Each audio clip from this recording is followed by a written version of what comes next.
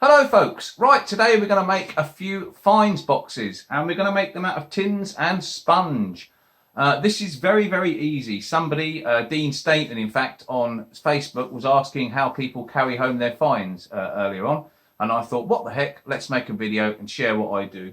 So I'm going to make one and I'm going to show you how easy and cheap it is to have different size fines tins for different objects and make sure you get your precious artifacts home in one piece. Let's get stuck in.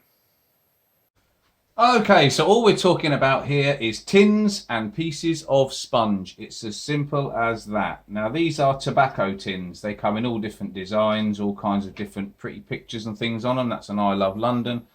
I couldn't really care less what's on them. But I find that these tins are brilliant for getting fines home safe and sound.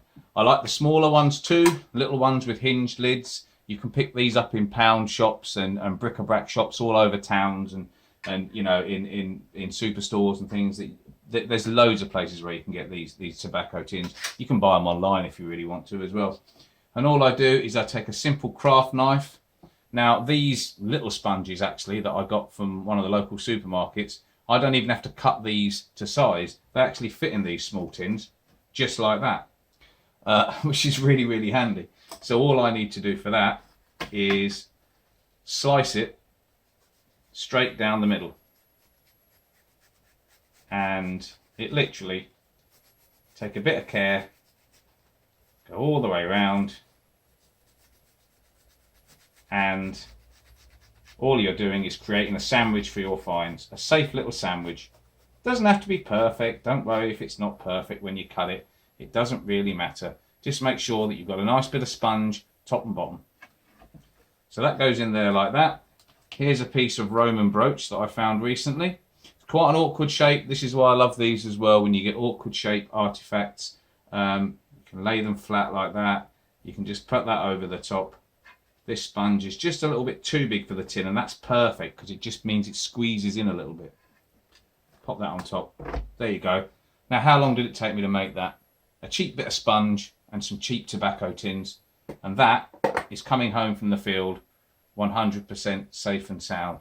I do love doing these because when you've got odd shapes and things, they can be absolutely brilliant at protecting your fines. And then he goes and drops it on the desk. So yeah, you've still got to be a not a clumsy person. They're not foolproof, and I'm a fool. So there you go. But very easy to make, very simple, but they really do help to keep fines.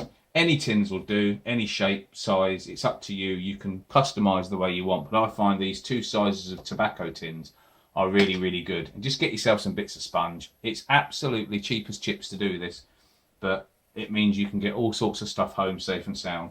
I still do buy ones with compartments from the shops, but I do like to have a couple of these in my pocket as well. So if I get that awkward, funny, or very special, fragile thing, I can just put it in some sponge. I can just close it in a nice hard tin, and I know it's going to come home as beautiful as it was when I first saw it come out of the ground.